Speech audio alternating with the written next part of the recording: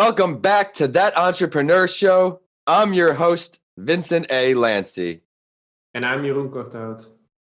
Welcome to the Season 7 finale of That Entrepreneur Show. I would like to start the show by thanking all of the listeners and guests for an incredible season. For today's episode, the show will be exploring a new country as we make a stop in Belgium. So, what can you expect from tuning in today? Each week, I interview a different entrepreneur from across the globe. I will continue to offer episodes in all industries to provide you with many different perspectives. You never know which motivational journey will inspire you most. Each guest will take you through their story and help you learn from their successes and lessons learned. My guest on the show today is someone who has heard the show and wanted to be a part of our community of entrepreneurs. Additionally, the company he founded can add immense value to each one of your businesses. Jeroen is the co-founder and CEO of SalesFlare, an intelligent CRM built for SMBs selling B2B, mostly popular with agencies and SaaS companies. SalesFlare itself was founded when Jeroen and his co-founder, Lieven, wanted to manage the leads for their software company in a much easier way. They didn't like to keep track of them manually, so they built SalesFlare, which pulls customer data to them automatically. It's now the most popular CRM on Product Hunt and top-rated review platforms like G2 for its ease of use and automation features. I am excited for you to learn this man's journey, so allow me to now introduce Jeroen Corthout. Jeroen, thank you so much for coming on the show. Yeah, great to be here. How are you doing? I'm doing well, and we're about to be doing even better once we hear your story. Would you mind please introducing yourself to our listeners and previewing your story just a bit without giving away too much of your entrepreneurial journey? Okay, I'm Jeroen Corthout. I'm a co-founder and CEO of Salesflare.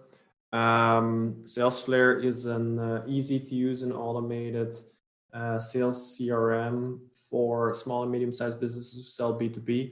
What that means in human terms is that it's a piece of software that helps small companies follow up with their customers in a much better way. It really organizes you in that respect, and it doesn't need the amount of work that you would normally have to put in any other system.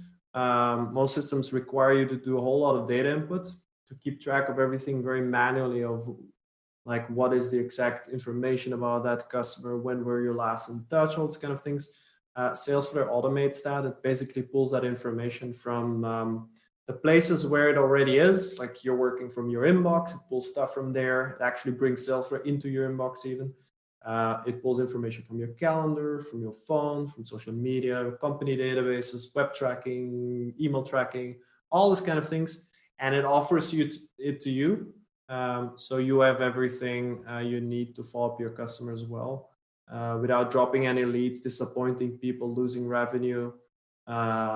It's all about like building really good customer relationships at scale. And we started the company actually when we had that problem ourselves. We had a lot of leads in a previous software company we had. And we were trying to organize ourselves and we always failed. Nothing worked for us.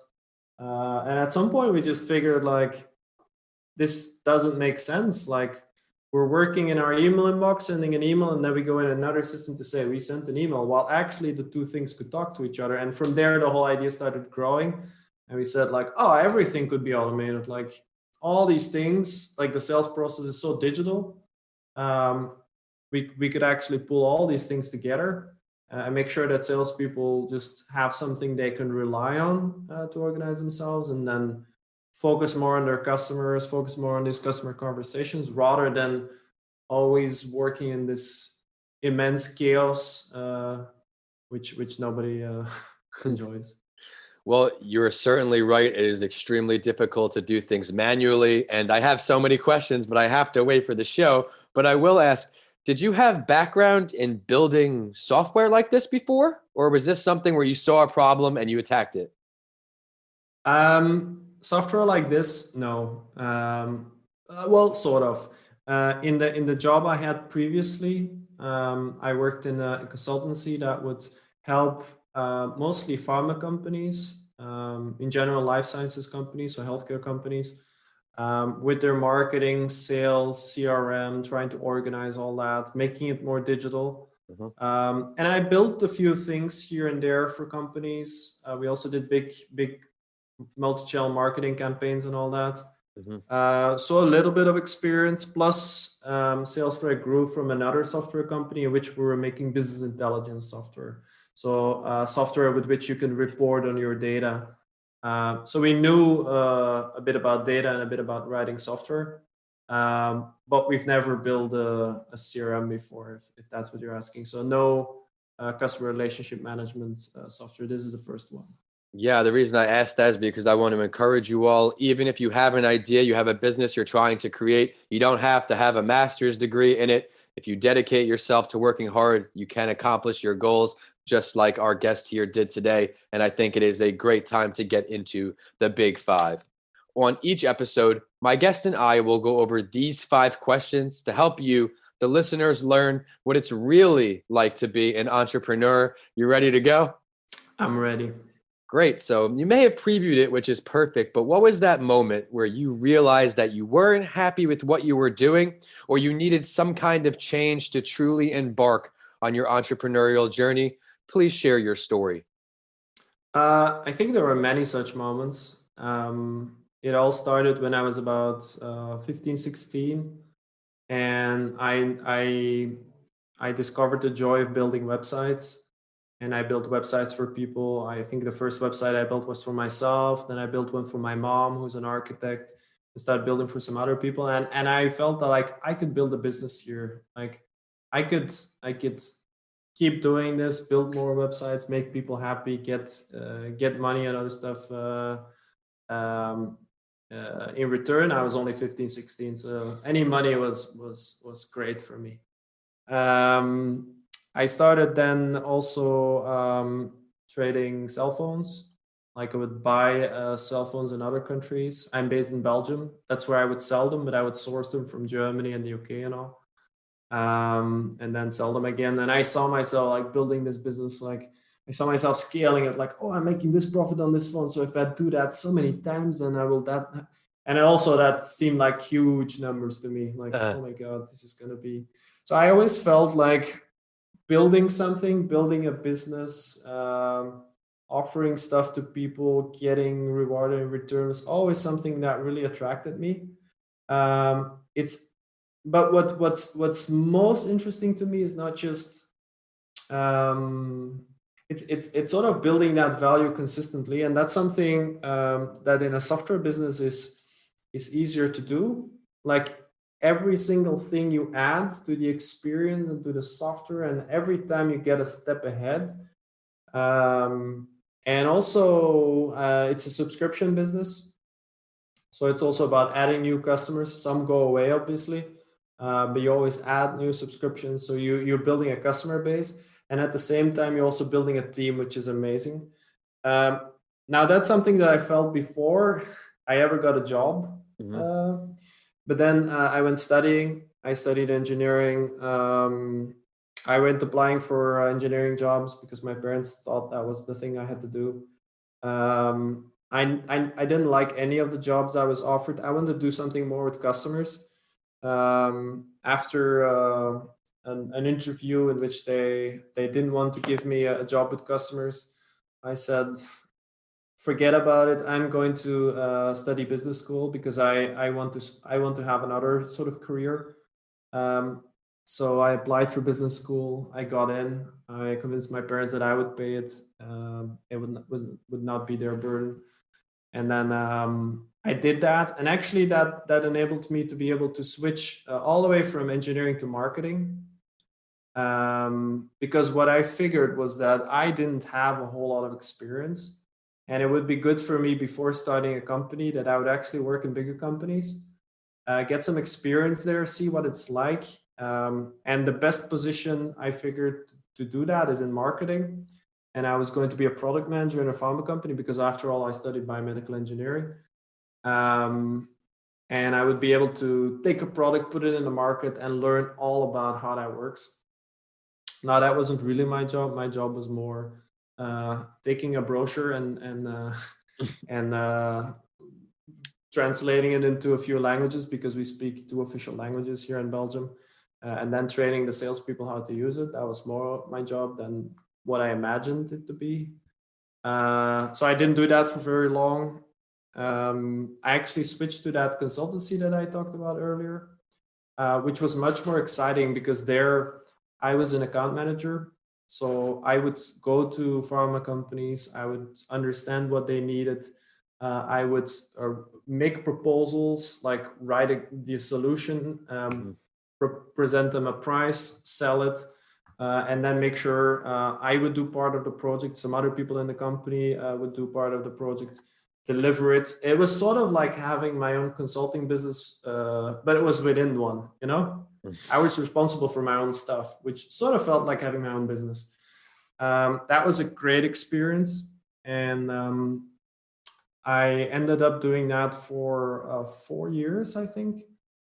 But I always kept having that itch, because the issue was with consulting is that I didn't feel like I had an enormous amount of,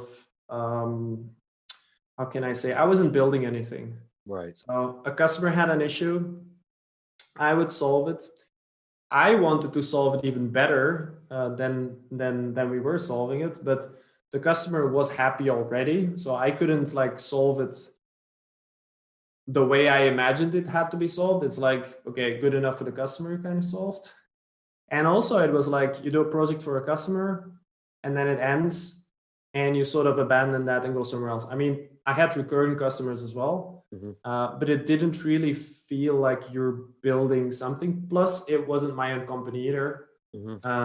So I wasn't building anything for myself either, and I always had to respond to someone. So the itch stayed there, and I did a bunch of different startup projects. I tried a series of things.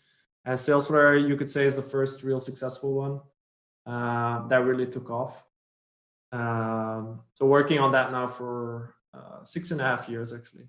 Yeah, well, your success and your progress has been remarkable. And now that you've been on this entrepreneurial path here, what would you say 1 or 2 of the most difficult parts of being an entrepreneur are for you? It's a hard question. I think this varies like throughout the entrepreneurial journey. There's always new problems.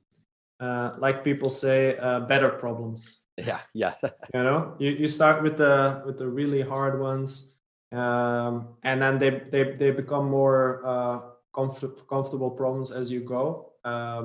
They still feel as hard somehow, but they're definitely more like first world problems, more and more, if you know what I mean. Like you upgrade the sort of problems you have. Very initially,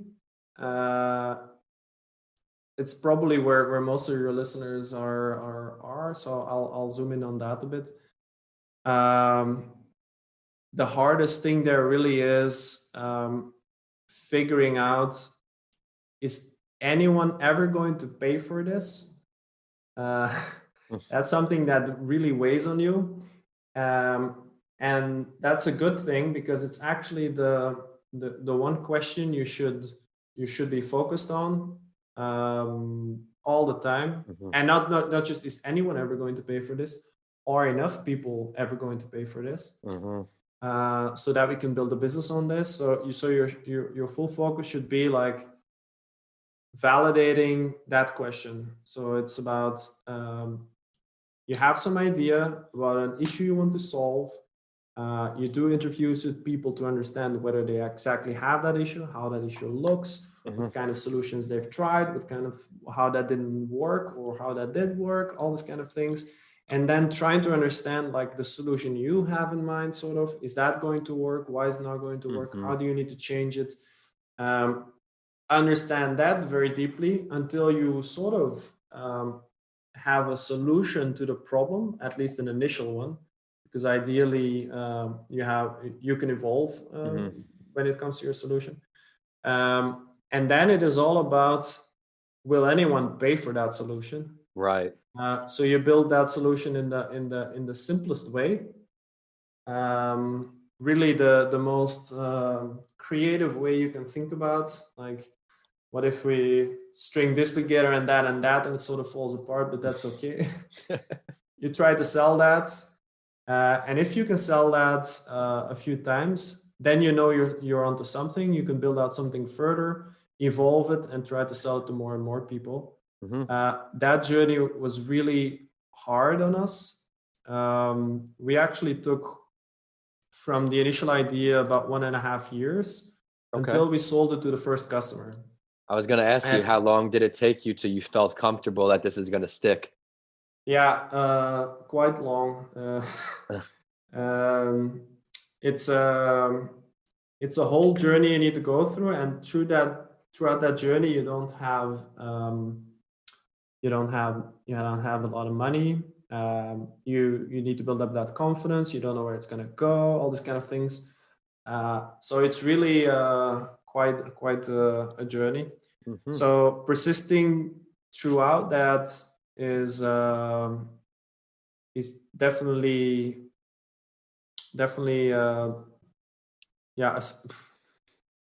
I want to say a skill you need to have, but is really a skill. But it's obviously not just about persisting. It's really about being obsessed with that question that I just mentioned. Like, are enough people going to pay for this? That is super important. Well, yeah, I also think what you're talking about is a lot of learning along the way. You have to keep learning. You have to go through this journey as you describe it. But if you could look back here on your life, what is one of your greatest failures or lessons learned?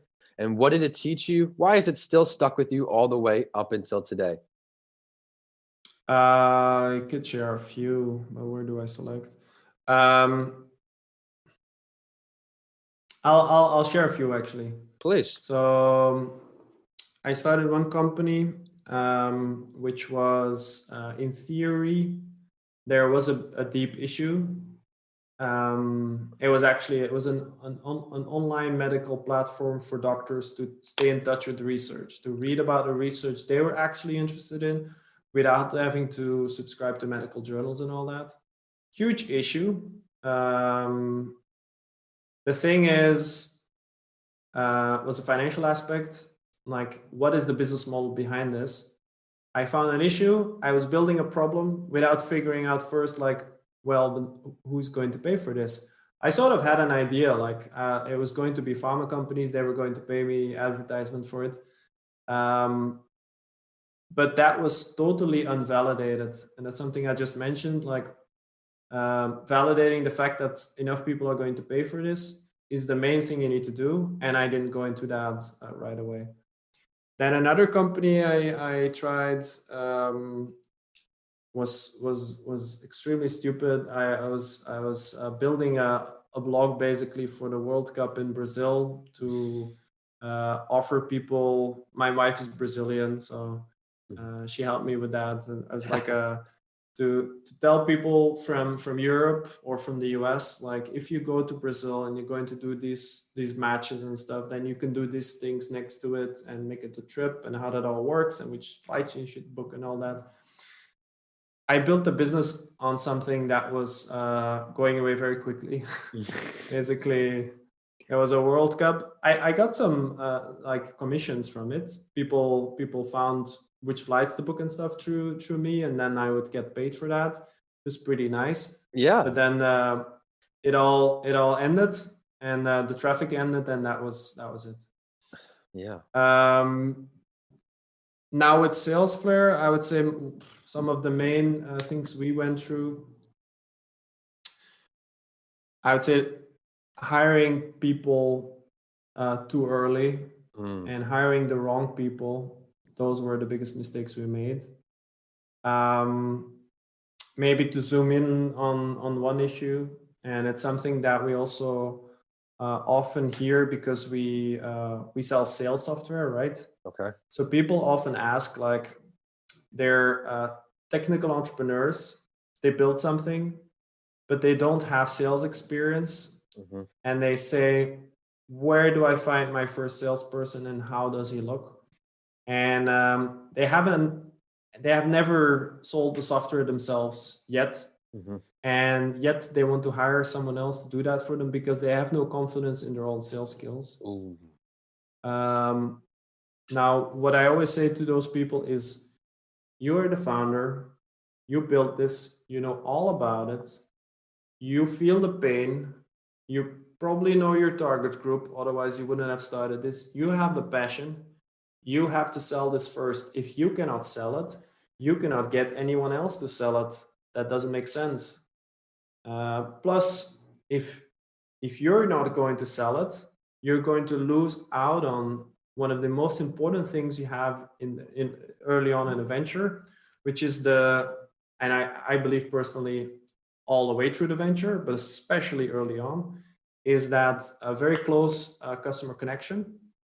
And you're going to hear through someone else what your customers want, how you need to change your product or your services or to adapt to their needs, which is going to make everything way harder.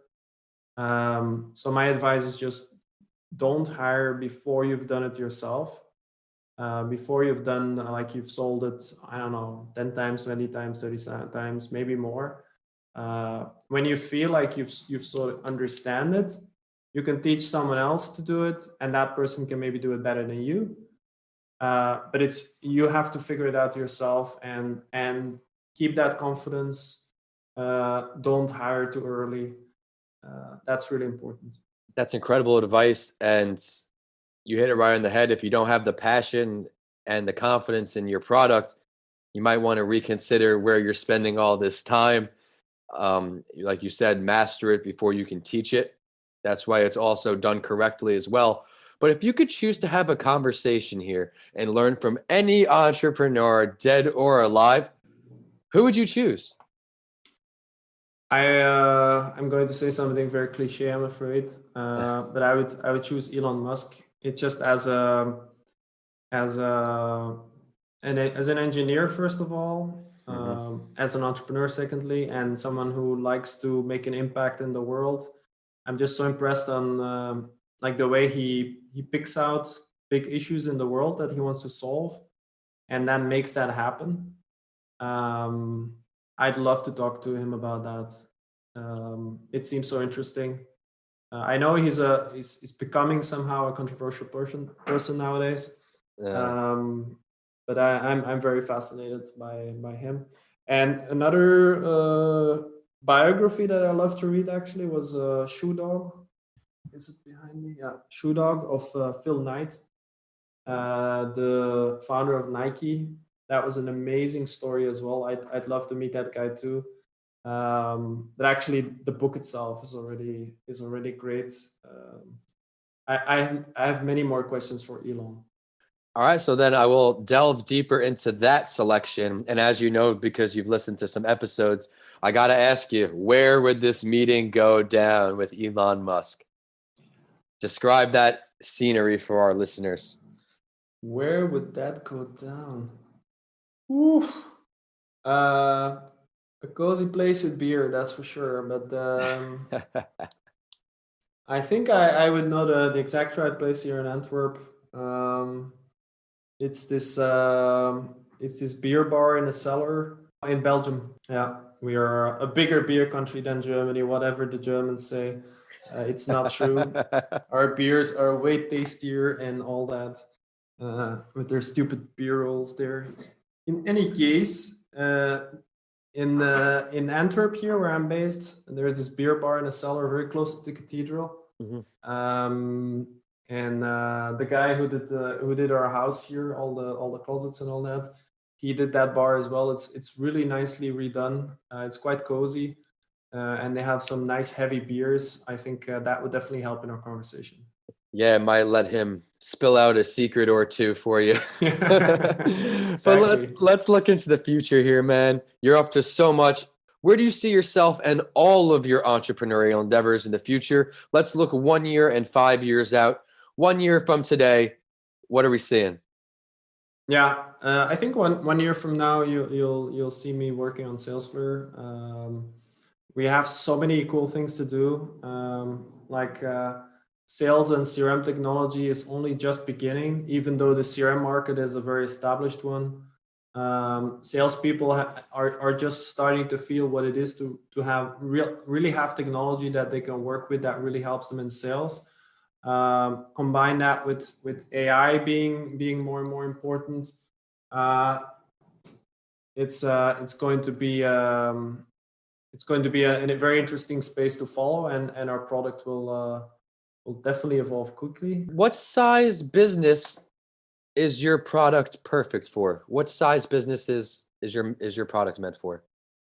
We focus on small and medium-sized businesses. It's anywhere between one employee and I think 500 or so. From 1 to 30 users we have now, although we have a few customers that have gone on board, like 70 users and a few hundred also. Thank you for sharing that. I wanted to make sure our listeners, because everything you're saying is so valuable today, I'm sure some people are going to want to look into you. But let's also delve deeper, man. 5 years. 5 years. I think I'm. The question is, will I still be working on SalesFlare, or will that be part of a bigger whole, or whatever? I'm personally looking now what really is that drives me. I think where I want to continue for sure is software somehow, but also helping people beyond software. Okay. Like we sort of do with our blog and getting on podcasts, and I have my own podcast, and all these kind of things, trying to help in general small businesses to succeed, to make sure that they can be successful in bringing new stuff, new innovation to the market, to make sure that we solve the world's most important problems in the end. How exactly, I don't know yet, but I feel that that's where I belong somehow.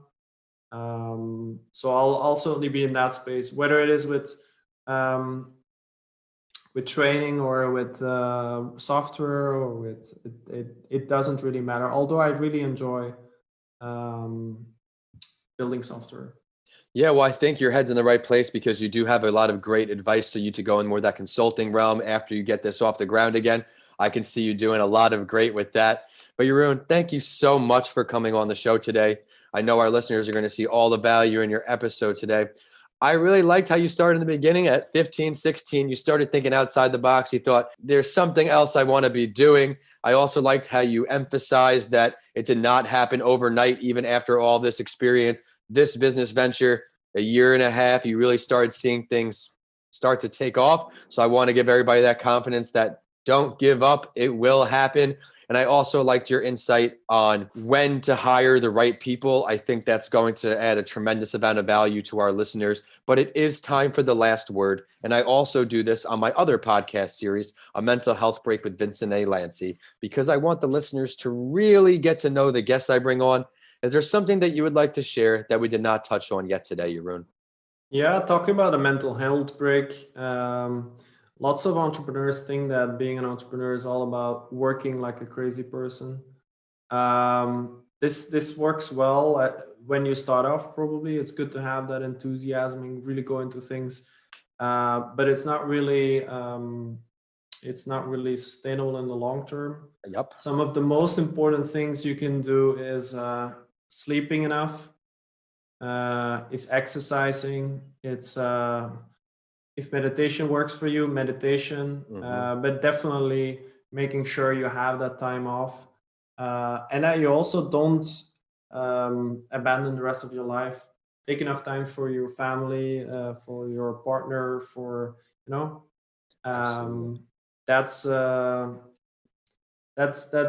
if I ever start a book about how not to fail as a startup, I think chapter 1 is how to take care of yourself first.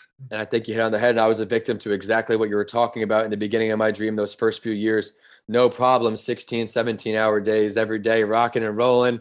And then eventually you hit that burnout that everybody knows about in the entrepreneurship world. And now, like you said, I've emphasized, okay, if I'm going to be taking these long days, I need to emphasize taking the correct breaks. I call them my mental health breaks, whether it's a quick workout or instead of cooking food as its own task or laundry as its own task, I now insert those as study breaks, as mental health breaks throughout my day. And I wrote a book on that, an ebook during the pandemic, How to Thrive When How to Thrive when the norm is changed, because I've been working from home, you have as well, and there are little things you need to add. Would you mind now please taking the time to share professional social media, website, or ways for our listeners to follow your endeavors? Yeah, if you want to learn more about SalesFlare, check out the software, maybe try to use it for your sales. You can go to salesflare.com, and Flare is with Flare, and sales is like sales, so SalesFlare.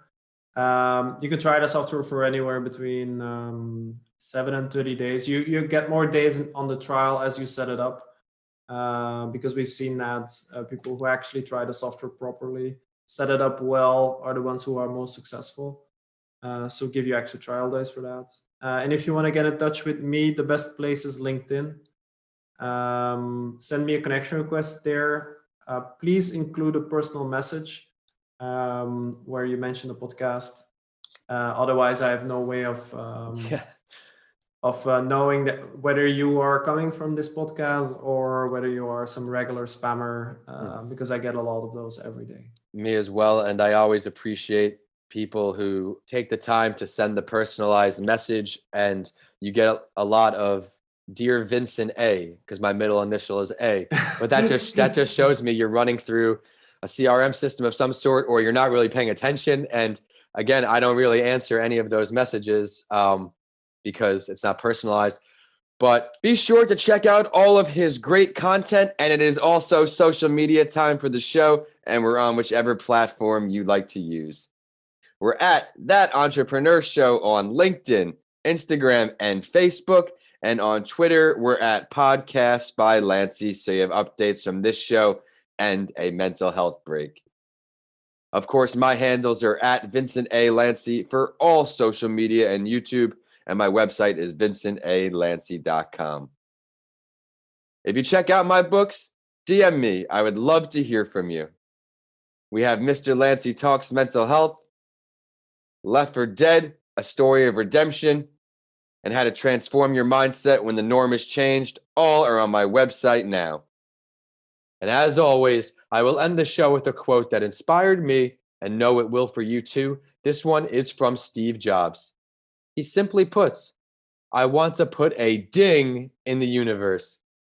Thanks for listening, and I'll see you all on the next episode.